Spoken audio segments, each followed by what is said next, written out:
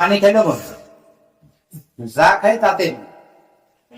পরে আমার এক মামা রুটি নিয়ে যায় মেডিকেলে পরে মামা বলে যে চল কোপলে, পরে কোপলে নিয়ে যায় সেটা যায় এন্ডোস্কোপি করোনোস্কোপি করে ধরা পড়লো। এই ধরা পড়ার পরে বায়োপসি আবার আচ্ছা বায়োপসি করলো, মাংস কাটে দিল, নিয়ে ঢাকা পাঠাইলো। 10 দিন পর রিপোর্ট আসলো, আসার পর বললো ক্যান্সার। এটা কতদিন আগে গেছেন? 2 মাস আগে? 4 মাস 4 মাস হচ্ছে। বললো যে ক্যান্সার। 4 মাস আগে ক্যান্সার বলেছেন? হ্যাঁ। তখন আমি বললাম স্যার তাহলে ক্যান্সার যদি হয় তাহলে উপায়, বলে উপায় সিরাজগঞ্জে ভর্তি হবে। কোথায় ভর্তি হতে বলেছেন? সিরাজগঞ্জ মানে সরকারি মেডিকেল। আচ্ছা ভর্তি হলে ওই জায়গায় অপারেশন করলে আপনার লারি কাটা ফালাই দিয়ে লারি জোড়া দিয়ে দিলে আপনি পাবেন। তখন আমি একটা দিক চিন্তা করলাম, আমার বাড়ির সাথে আমার খালার সমস্যা আছে। হওয়ার পরে ওনার লারি কাটছে, কাটে জোড়া দিছিল প্লাস্টিক দিয়ে, ওই জায়গা থেকে ইনফেকশন হয়ে উনি মারা গেল। মারা যাওয়ার পরে আমি একটা চিন্তা করলাম যে উপরে আল্লাহ তো আছেই, আমার উপরে সয় থাকবে অবশ্যই, আমি যদি আল্লাহর বান্দা হবে। নিত্য আছে 2 দিন আগে আমি লারি কাটি, যদিও কাটি বাংলাদেশে কাটি ইন্ডিয়া।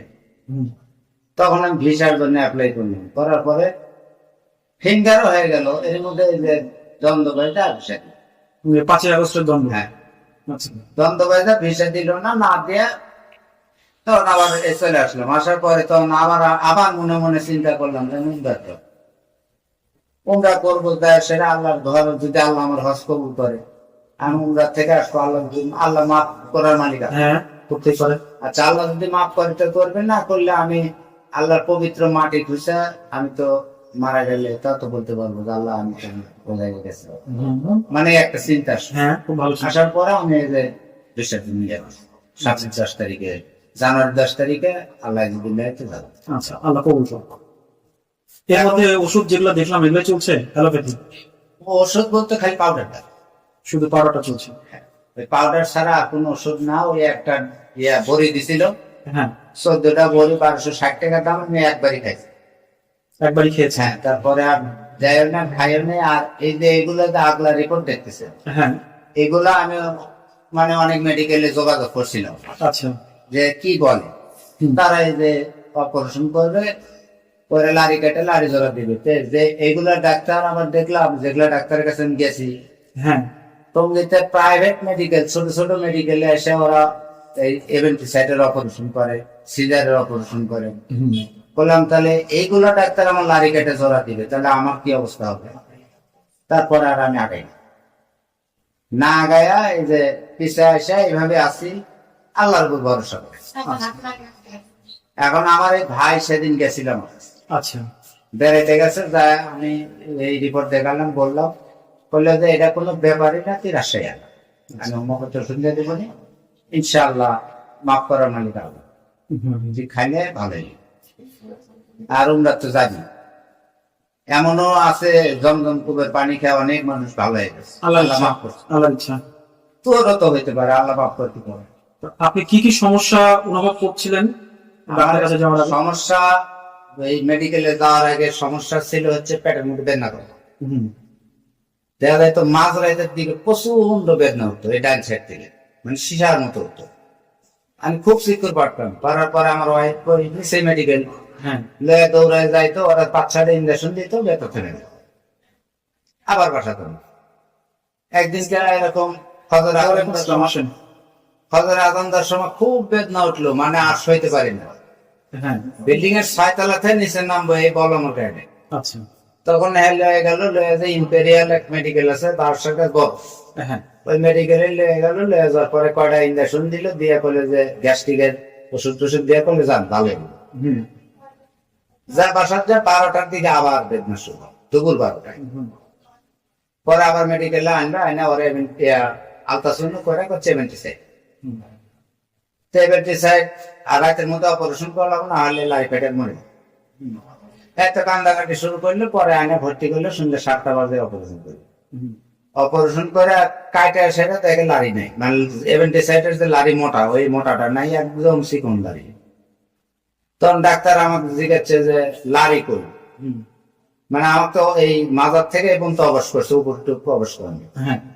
তা আমি বললাম লারি কই আপনারা পরীক্ষা করলেন 76 তা আমাকে দিলেন কেন লারি কই? আপনারাই তো ভালো জানেন। আর আমাকে যদি প্রশ্ন করেন না তাহলে আমি বলবো লারি দেখ বাইর চেয়েছে। তখন বলতেছে না আমার দোষ না, আমার ভাড়া করে আনছে তো কাটে দলাবো আমি কাটে দিই। পরে চিকন লারি কাটা জোড়া টোলা দিয়েছে। কেন কাটার প্রয়োজন ছিল না তো? না তাহলে তো আনসের জন্য কি ওনাকে কাটতে হবে? আর আমি প্যাক কাটছে কাটা দেখতেছে লারি নাই। ঠিক আছে, তারপরে ওটা কাটা টাটা দিয়ে সিলাই করে দিয়েছে, চলে গেল, টাকা দিলে সুতরাং আচ্ছা। যায়। পরে বাড়ি গেলাম, যায় সেটা কয়েকদিন পাতা আবার বেঁধে ওই জায়গাতেই এই ভেতরটা। পরে করোনাস্কোপি করে দেখে যে এই ডান সাইডে এই জায়গায় এই সমস্যা। রিপোর্টটা এখানে দেখলাম। তো ওই বেদনা ভেতর থেকে হয়, আর এরা আলট্রাসাউন্ড করে কয়ে দিল যে ডান সাইডে বেদনা। এর উপর ভিত্তি করে যে লাস্টে এই পর্যন্ত হয়ে খালি পাউডারটাই আমি খাইতেছি। আর ওই যে পরশন ফলের পাতা, ব্যথার ওষুধ খায়, ব্যথার ওষুধ। ব্যথার ওষুধ খেলে ব্যথা কমে না। মানে এলজিন নামে ট্যাবলেট আছে, ওই ট্যাবলেট ওই যখন বেশি বেদনা ওঠে তখন দুটো একসাথে খাই। এলজিন। এলজিন। আচ্ছা। আর এই যে মোবাইলে আমি ইউটিউবে দেখলাম যে ক্যান্সার প্রতিষেধক ফল এবং পাতা, পরশন গাছের পাতা যশোর থেকে আমি অর্ডার দিয়ে আইনা ওই পাতা খাচ্ছি। আচ্ছা। আর ননি ফল দিছে, ওই ফল যদি খাই তাহলে গ্যাস হয় প্রচুর পরিমাণ পেটে। আচ্ছা। পরে ফল খাওয়া বন্ধ দিয়ে দিছি, যে এই পাতাই খাই আর এই পাউডার। তাতে এখন ব্যথা আপনার কি আগের মতোই? ব্যথা আগের মতো অত জটিল, মানে ওই রকম বেশি ব্যথা না, কিন্তু ওষুধ খাইতে হচ্ছে কি এলজিন খাইতে হচ্ছে?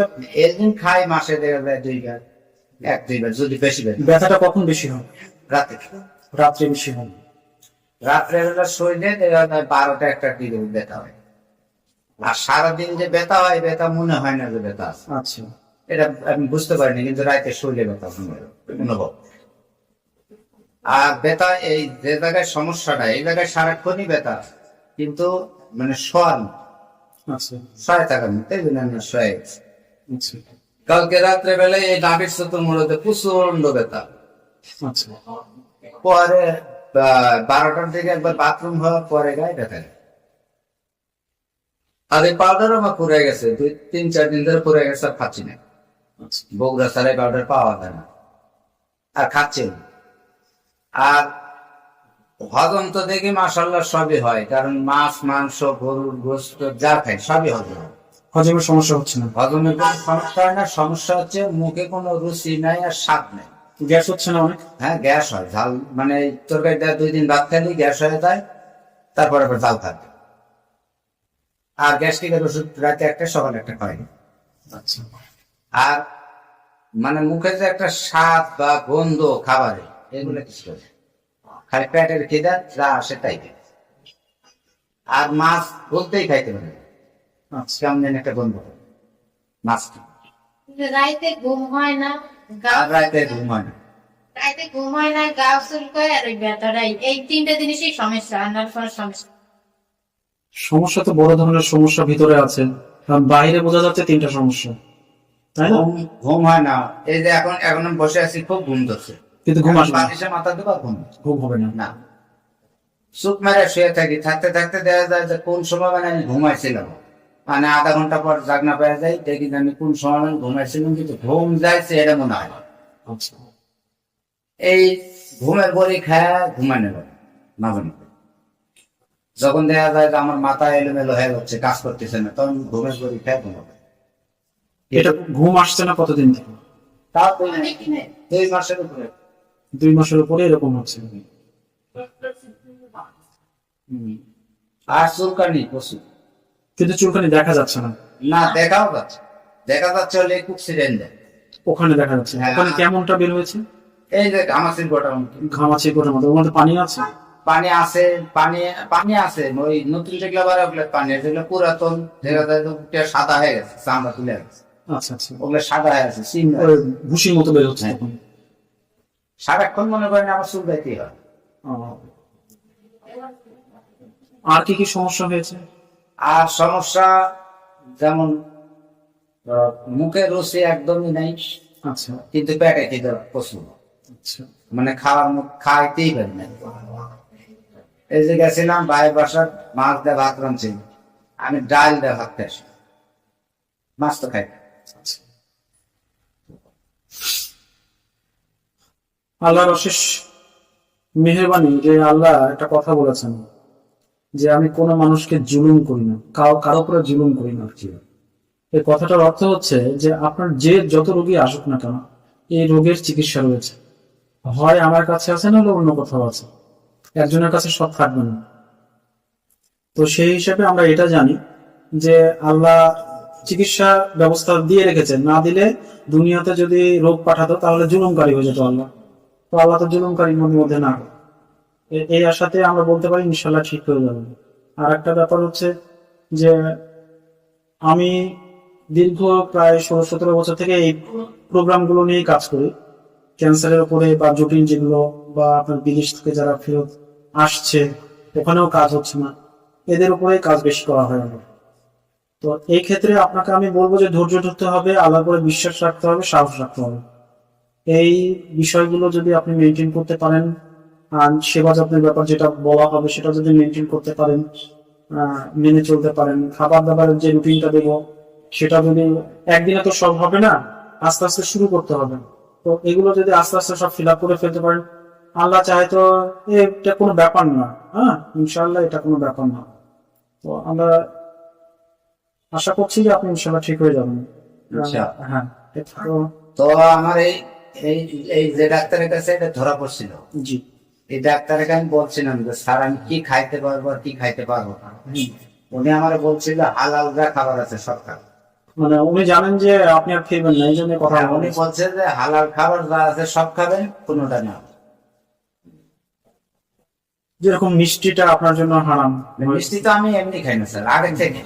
এরকম আরো কিছু বিষয় আছে যেগুলো থেকে এই রোগগুলা বৃদ্ধি পাবে, হ্যাঁ বেড়ে যাবে, ওগুলো আপনাকে বলার চেষ্টা করব, ওগুলো মেনে চলতে হবে। যে খাবারগুলো আপনার জন্য ওষুধের মতো কাজ করবে ওই খাবারগুলো আপনাকে খেতে বলবো। ইনশাল্লাহ এখানকার ওষুধ আপনার খাবারটাও ওষুধের মতো যাতে কাজ করে, এগুলো মিলাইয়ে আপনার চিকিৎসা।